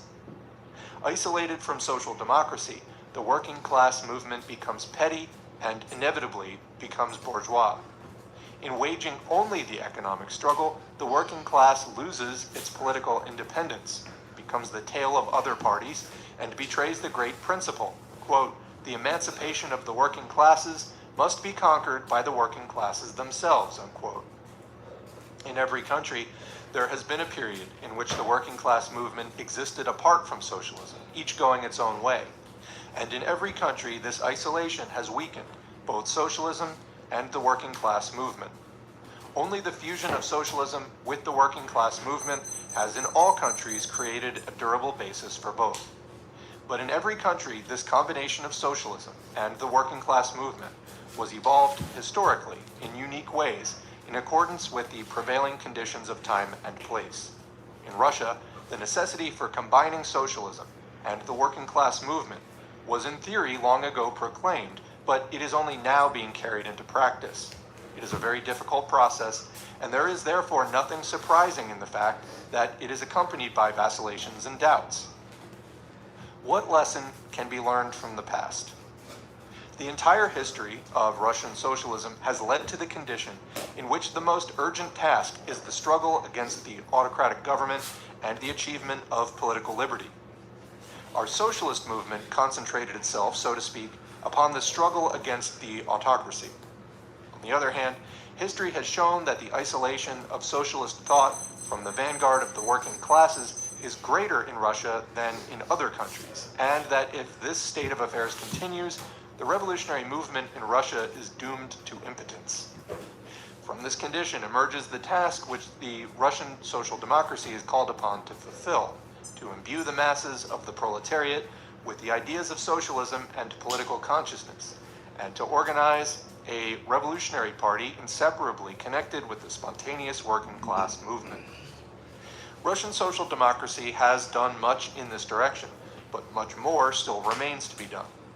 With the growth of the movement, the field of activity for social democrats becomes wider, the work becomes more varied, and an increasing number of activists in the movement will concentrate their efforts upon the fulfillment of various special tasks which the daily needs of propaganda and agitation bring to the fore. This phenomenon is quite natural and is inevitable, but it causes us to be particularly concerned with preventing these special activities and methods of struggle from becoming ends in themselves, and with preventing preparatory work from being regarded as the main and sole activity. Our principal and fundamental task is to facilitate the political development and the political organization of the working class. Those who push this task into the background, who refuse to subordinate to it all the special tasks and particular methods of struggle, are following a false path and causing serious harm to the movement. And it is being pushed into the background, firstly, by those who call upon revolutionaries to employ only the forces of isolated conspiratorial circles cut off from the working class movement in the struggle against the government. It is being pushed into the background, secondly, by those who restrict the content and scope of political propaganda, agitation, and organization, who think it fit and proper to treat the workers to, quote, politics only at exceptional moments in their lives, only on festive occasions, who too solicitously substitute demands for partial concessions from the autocracy for the political struggle against the autocracy, and who do not go to sufficient lengths to ensure that these demands for partial concessions are raised to the status of a systematic, implacable struggle of a revolutionary working class party against the autocracy. Quote, organize, Robochia Missile keeps repeating to the workers in all keys, and all the adherents of the, quote, economist trend echo the cry. We, of course, wholly endorse this appeal, but we will not fail to add, organize, but not only in mutual benefit societies, strike funds, and workers' circles, but organize also in a political party. Organize for the determined struggle against the autocratic government and against the whole of capitalist society. Without such organization, the proletariat will never rise to the class-conscious struggle. Without such organization, the working class movement is doomed to impotency.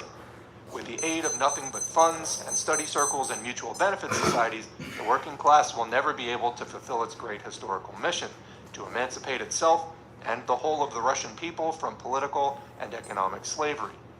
Not a single class in history has achieved power without producing its political leaders, its prominent representatives able to organize a movement and lead it.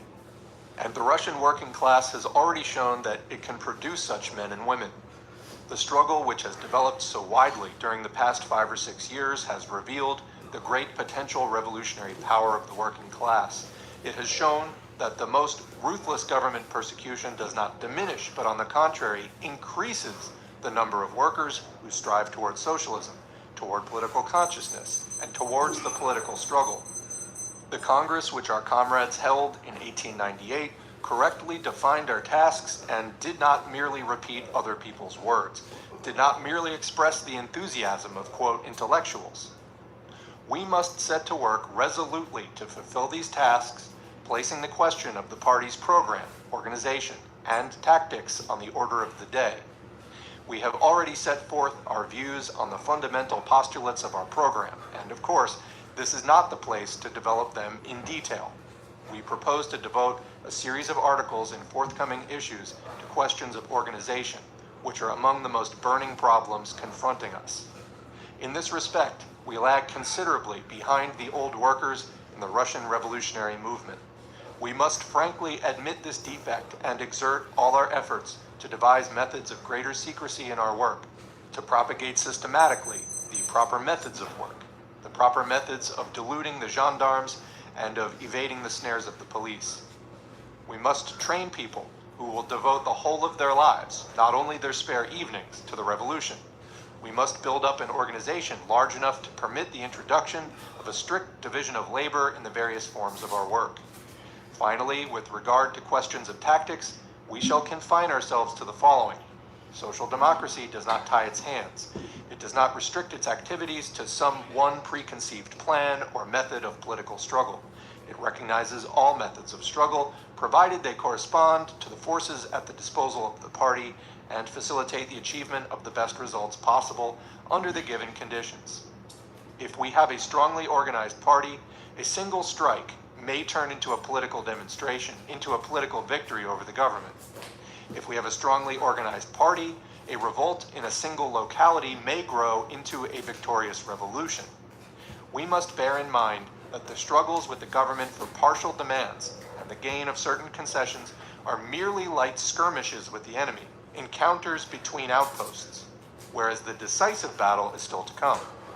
Before us, in all its strength, towers the enemy fortress, which is raining shot and shell upon us, mowing down our best fighters. We must capture this fortress, and we will capture it if we unite all the forces of the awakening proletariat with all the forces of the Russian revolutionaries into one party, which will attract all that is vital and honest in Russia. Only then will the great prophecy of the Russian worker revolutionary, Pyotr Alexiev, be fulfilled. Quote, the muscular arm of the working millions will be lifted, and the yoke of despotism, guarded by the soldiers' bayonets, will be smashed to atoms. And that is the end of the audiobook. There is just one quick footnote. Pyotr Alexeyev was a worker revolutionary in the 70s of the last century, whose speech, made before a Tsarist court on March 10, 1877, in St. Petersburg, was first printed in London in the irregularly appearing collection The Period, or Forward. The speech was afterwards repeatedly published illegally and was very popular among Russian workers. And that is the end of the audiobook, including the endnotes. I don't really have any comments on this, but if you do, please leave them below. And that's the video. Thanks to our current patrons whose names are on the screen. If you'd like to get your name on the screen or just support us financially, you can go to patreon.com/socialismforall and sign up for a monthly donation. You can also follow us at facebook.com/socialism4all. Used to have a page at FOR all, and it got throttled to death by Zuck. Here on YouTube, please click the like button, subscribe button, and the notifications bell. Please leave a comment if you can, and please share our video wherever you're online, your Twitter feed, your Discord servers, Reddit subs, etc. All of that helps more people to see this content, whether it's in the YouTube algorithm or just posting it on other sites. All of that's helpful. All of you out there supporting and promoting this content makes it all go that much more smoothly. We need to end capitalism, normalize talking about socialism today, and it's really kind of our only hope for a better tomorrow. Thanks for all you do, and we will catch you in the next video. Hey, welcome to Socialism for All. This file is being recorded for the April 2022 edition of Socialism for All, and it's an audiobook and discussion of The War in China by Lenin from 1900.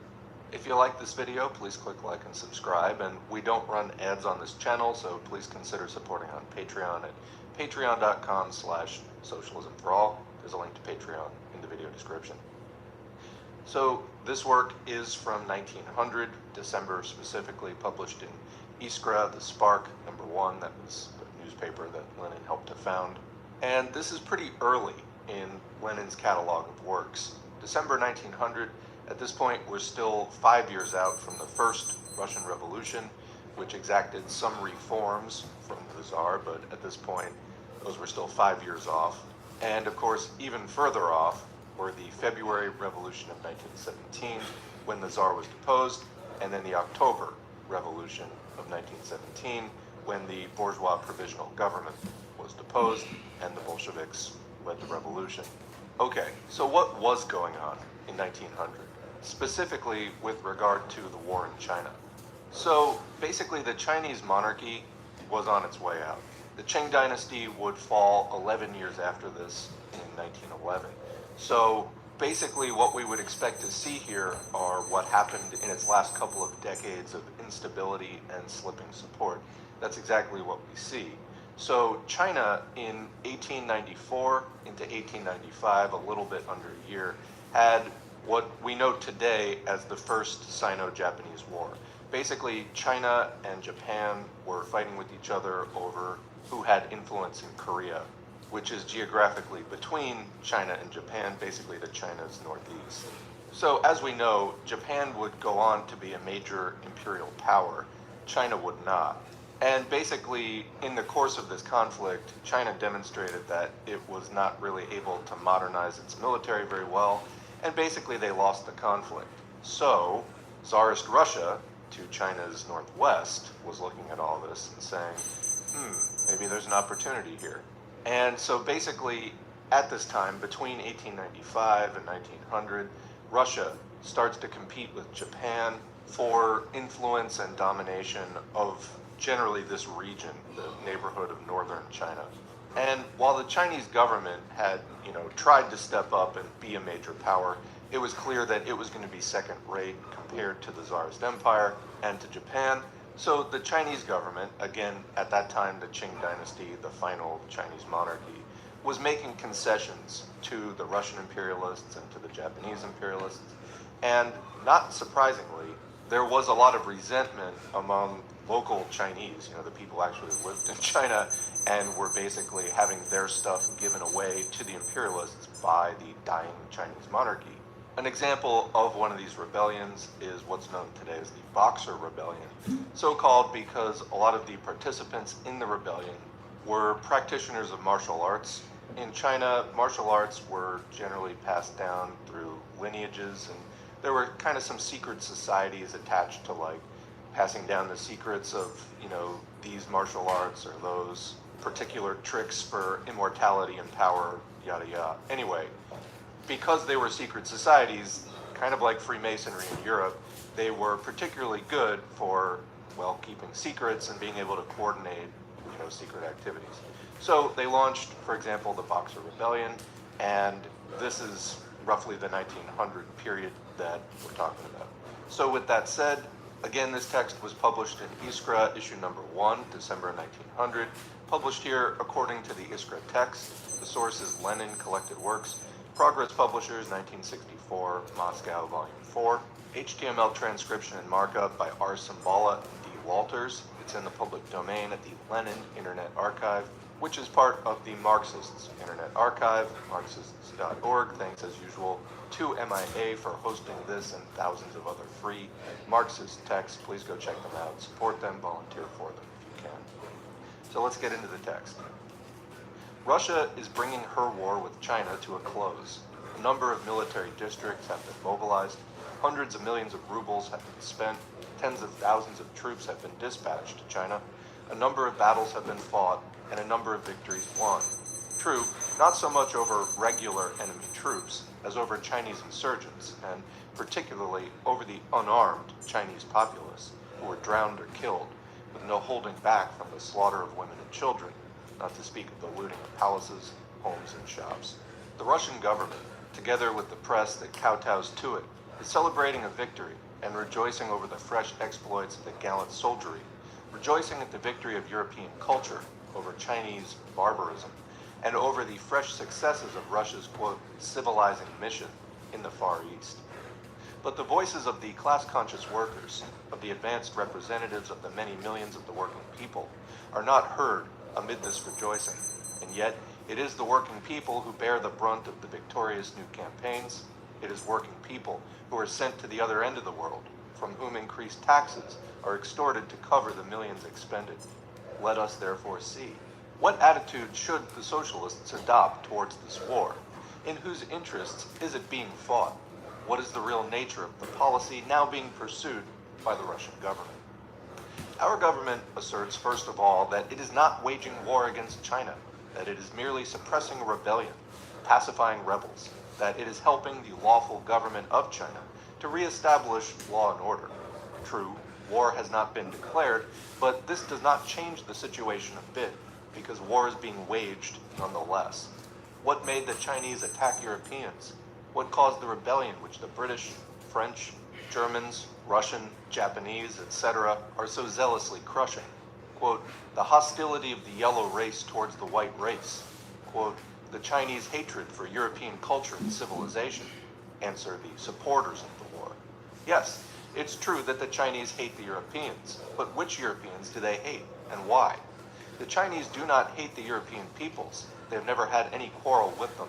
They hate the European capitalists and the European governments obedient to them. How can the Chinese not hate those who have come to China solely for the sake of gain, who have utilized their vaunted civilization solely for the purpose of deception, plunder, and violence, who have waged wars against China in order to win the right to trade in opium with which to drug the people, the War of England and France with China in 1856, and who hypocritically carried their policy of plunder under the guise of spreading Christianity.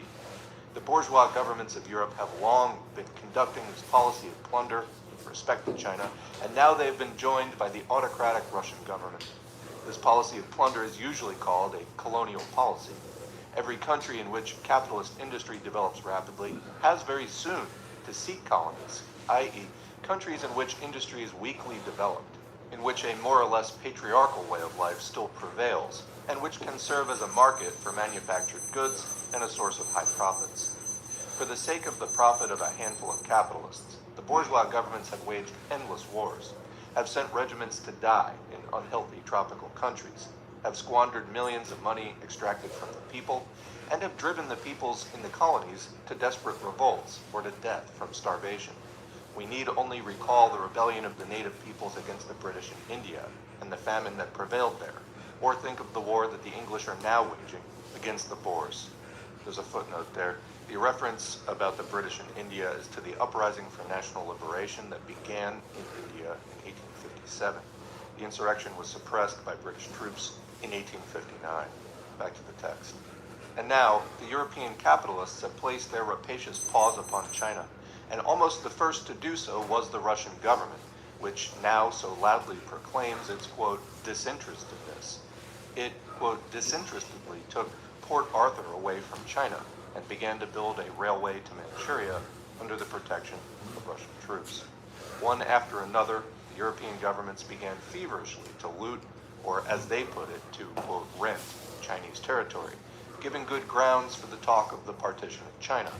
If we are to call things by their right names, we must say that the European governments, the Russian government among the very first, have already started to partition China. However, they have not begun this partitioning openly, but stealthily, like thieves. They began to rob China as ghouls rob corpses, and when this seeming corpse attempted to resist, they flung themselves upon it like savage beasts, burning down whole villages, shooting, bayoneting, and drowning in the Amur River unarmed inhabitants, their wives, and their children. And all these Christian exploits are accompanied by howls against the Chinese barbarians who dared to raise their hands against the civilized Europeans. The occupation of New Chuang and the moving of Russian troops into Manchuria are temporary measures, declares the autocratic Russian government in its circular note of August 12, 1900, addressed to the powers. These measures, quote, are called forth exclusively by the necessity to repel the aggressive operations of Chinese rebels, unquote. They, quote, cannot in the least be regarded as evidence of any selfish plans which are totally alien to the policy of the imperial government, unquote. Comment, I feel like when you're ending it with the imperial government, the emphatic denial of any selfishness may fall a little bit flat. Continuing. Poor imperial government, so Christianly unselfish, and yet so unjustly maligned. Several years ago, it unselfishly seized Port Arthur, and now it is unselfishly seizing Manchuria. It has unselfishly flooded the frontier provinces of China with hordes of contractors, engineers, and officers, who, by their conduct, have roused to indignation even the Chinese, known for their docility. The Chinese workers employed in the construction of the Chinese railway had to exist on a wage of 10 kopecks a day. Is this not unselfish on Russia's part? How is our government's senseless policy in China to be explained? Who benefits by it? The benefit goes to a handful of capitalist magnates who carry on trade with China, to a handful of factory owners who manufacture goods for the Asian market, to a handful of contractors who are now piling up huge profits on urgent war orders. Factories producing war equipment, supplies for the troops, etc., are now operating at full capacity and are engaging hundreds of new workers. This policy is of benefit to a handful of nobles who occupy high posts in the civil and military services. They need adventurous policies, for these provide them with opportunities for promotion, for making a career, and gaining fame by their exploits. In the interests of this handful of capitalists and bureaucratic scoundrels, our government unhesitatingly sacrifices the interests of the entire people. And in this case, as always, the autocratic czarist government has proved itself to be a government of irresponsible bureaucrats servilely cringing before the capitalist magnates and nobles. What benefits do the Russian working class and the laboring people generally obtain from the conquests in China? Thousands of ruined families, whose breadwinners have been sent to war, an enormous increase in the national debt and the national expenditure, mounting taxation, greater power for the capitalists, the exploiters of the workers, worse conditions for the workers, still greater mortality among the peasantry, famine in Siberia. This is what the Chinese war promises and is already bringing. The entire Russian press, all the newspapers and periodicals, are kept in a state of bondage. They dare not print anything without permission of the government officials. This is the reason for the lack of precise information as to what the Chinese war is costing the people. But there's no doubt that it requires the expenditure of many hundreds of millions of rubles. It has come to our knowledge that the government, by an unpublished decree, handed out the tidy sum of 150 million rubles for the purpose of waging the war.